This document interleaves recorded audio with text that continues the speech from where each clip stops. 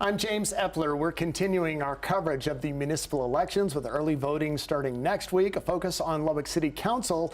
And today, District 1. Pat Kelly is running against incumbent Christy Martinez Garcia.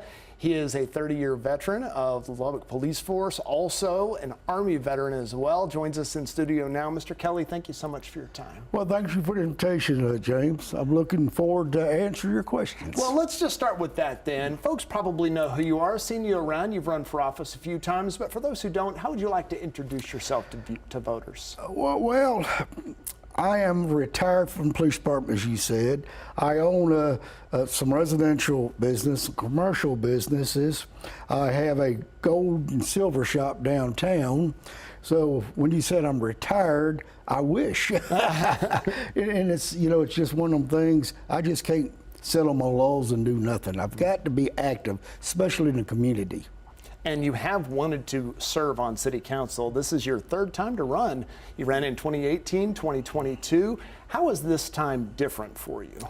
I have more people approaching me, both Democrats and Republicans, a nonpartisan district that's needing some changes and wanting some changes. So I had no inclination, to be honest with you, running again. I'll be 70 years old in a few months, and I said, it's about time for me to do something that I enjoy, like fishing and getting my motorhome and traveling. But after talking to them and seeing some of their concerns, I decided, you know what, I'm going to do it. So I thought and prayed hard about it, and here I am. What are some of the biggest concerns that you're hearing from people that are getting you to run again? The lack of transparency on city council, some integrity, infrastructure. District 1 is so diverse. We have Lubbock Country Club, Hillcrest Country Club. Then you have Arnett Benson, Guadalupe, Overton, Heart of Lubbock, Jackson. It's just so diverse. The population, we need to really address that. We redistricted last time, and that didn't seem to really solve any problems. So I'm looking forward to maybe getting out there in all the communities and visiting with them, see what each precinct needs and wants and their desires. I want to touch on transparency. You mentioned that as a main concern. City budget is open for the public to read. The minutes are out there. Are you specifically talking about something that's happened with this council when you talk about the need for transparency? Well, to me, I'm a very open book, as I think a lot of people know. And I've been in construction, I've been a developer, a builder.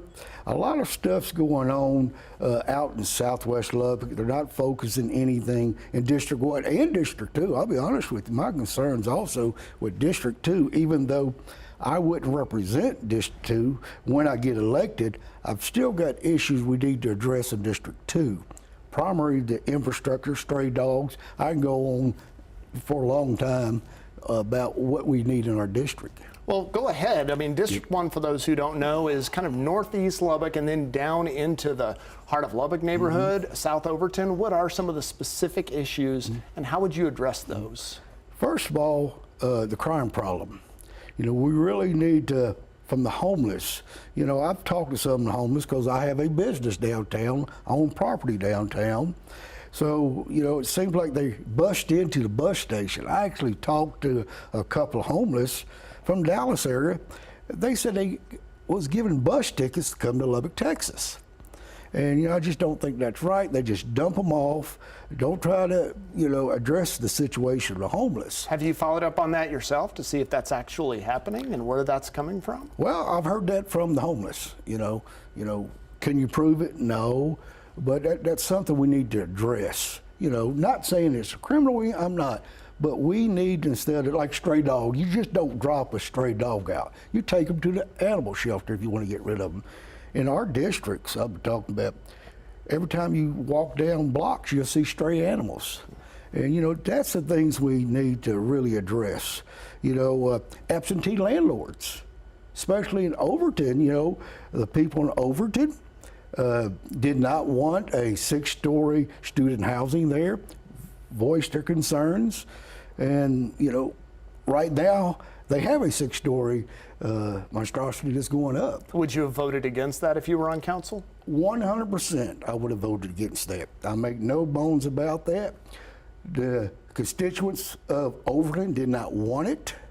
They were promised by the city councilwoman that she's going to vote against it. This is what I'm hearing from the constituents of Overton. They're upset, and they have a right to be upset on that. That's what I'm saying, integrity.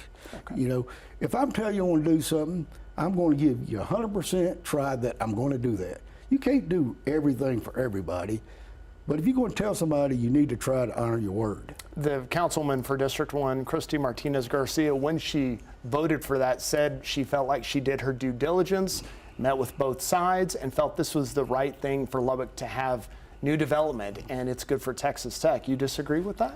100% disagree. There's long standing people living there, didn't want that. I am pro-oriented for the community. You know, if you have a large, I'm not saying 1 or 2 people, but when you have the majority of the people in that area do not want it, you need to listen to that. That's who you represent. You don't represent a developer who doesn't live there or a developer from out of town. You have to pay attention to your constituents of that neighborhood. That's my focus would be, and that's what I believe. You mentioned in some of your campaigning, I've looked at your social media, you talk about wasteful spending and getting that under control. Where do you see wasteful spending happening in city government? Well, taxes. I mean, our taxes are too high. I mean, we got to really address taxes. We're paying for things. For instance, you know, we did away with the LP&L building. Okay, they promised us a city park. It was going to be a private and city partnership, right? It sat there stagnant like the Expo Center. Just sat there for years stagnant. Well, as a builder, and I understand business, if you don't address that situation right then, the price is going up. You know, so now what they had to do, they had to downsize that park. It's not what we was promised. And I'll tell you, I was against that park, tearing down LP&L building to put a park there. Why were you against it? I don't think it's good for that area. I own property directly across the street from it. Had nothing to do with the way I feel about it, but... You don't see a conflict of interest there?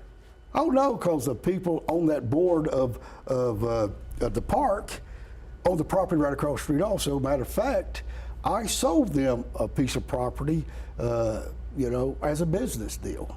Had nothing to do with that. But what I keep asking, you know, when's something going to happen? You know, it should not happen.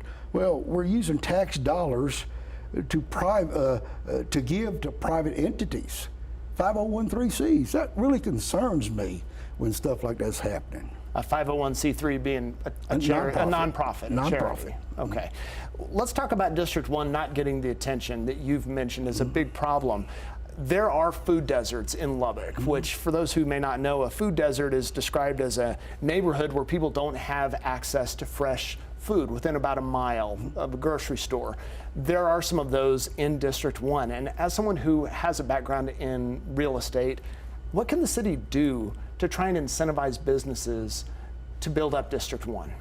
I'm going to give you something you probably don't know. I used to own a restaurant in downtown Lubbock. So when you hit on that, I can answer that question. We need to, Lita, for instance, doing a good job, you know, addressing the properties out in North Lubbock. And I've said that, and I'll say it again. We need to take Lita and look at some of the mom and pop shops. You know, go down 19th Street, 34th Street, Clovis Road, you know, over and over in my district, East Side, you know, there is places you cannot get food at. There's places, North University, long-term time businesses, established businesses that is closed down. They should reap some of that benefits from our city to help open up for that community. I mean, just drive. I drive around District 1 and District 2. Actually, I was in meetings Saturday at District 2. We're not being, treated fairly, in my opinion. I want to be point blank about it. In terms of resources, the city is investing. Right. Our infrastructure is the oldest in the city. We need to address that.